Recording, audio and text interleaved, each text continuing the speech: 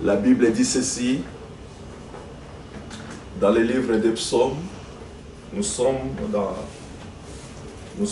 Psaume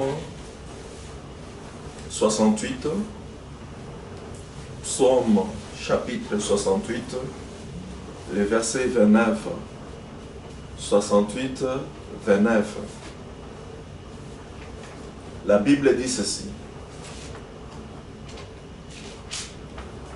Ton Dieu ordonne que tu sois puissant. Ton Dieu ordonne que tu sois puissant. Affermis, ô Dieu, ce que tu as fait pour nous. Voilà la parole du Seigneur. Est-ce que nous pouvons applaudir cette lecture? Applaudissons pour cette parole du Seigneur que nous venons de lire.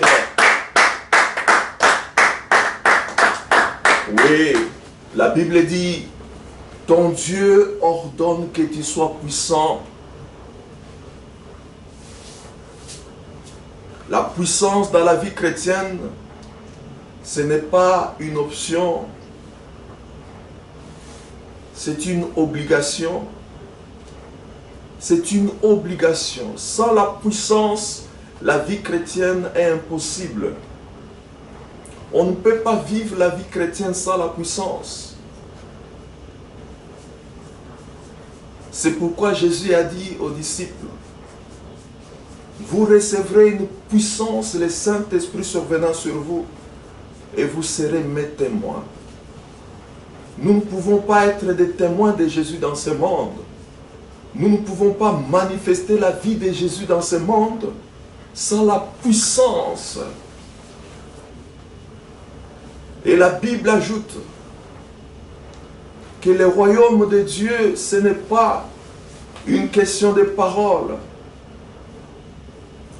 mais de puissance. C'est par la puissance qu'on vit la vie chrétienne. Sans la puissance, on ne peut pas marcher dans la victoire vis-à-vis du péché. On ne peut pas vaincre le mal si on n'est pas puissant. Parce qu'il y a aussi une puissance dans le mal.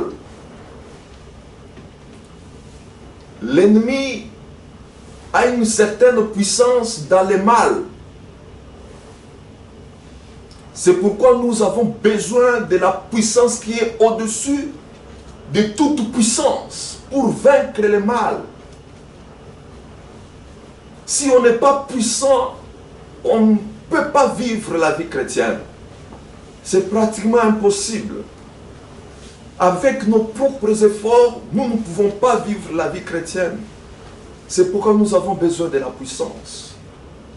Et c'est pour cela que ton Dieu a ordonné que tu sois puissant. C'est un ordre. Tu dois rechercher la puissance. C'est un ordre du Seigneur. Ton Dieu ordonne que tu sois puissant. Un chrétien doit rechercher la puissance. Car la vie chrétienne, c'est une vie de puissance. La vie chrétienne, c'est une vie de défis chaque jour. Car nous sommes sur une terre étrangère que nous envahissons. Le royaume de Dieu vient pour envahir. Nous sommes là pour dépeupler les camps de l'ennemi. Jésus a dit, un homme fort qui tient ses histoires en captivité, tu ne peux pas venir arracher sans lier cet homme-là. Et l'Église a la mission de libérer les captifs. Et ces captifs sont entre les mains de l'ennemi. C'est pourquoi l'Église doit être puissante. Les chrétiens doivent marcher avec la puissance. Et cette puissance vient de l'Esprit de Dieu. Les chrétiens doivent rechercher la puissance. C'est indispensable. Ça, c'est la volonté du Père. La volonté de Dieu. Ce n'est pas pour rien. La Bible dit, soyez remplis du Saint-Esprit. C'est pour que nous soyons puissants. Et la Bible dit que Dieu ne nous a pas donné un esprit de faiblesse, de timidité, mais un esprit de puissance. La vie chrétienne, c'est une vie de puissance. Chaque chrétien, tu dois rechercher la puissance.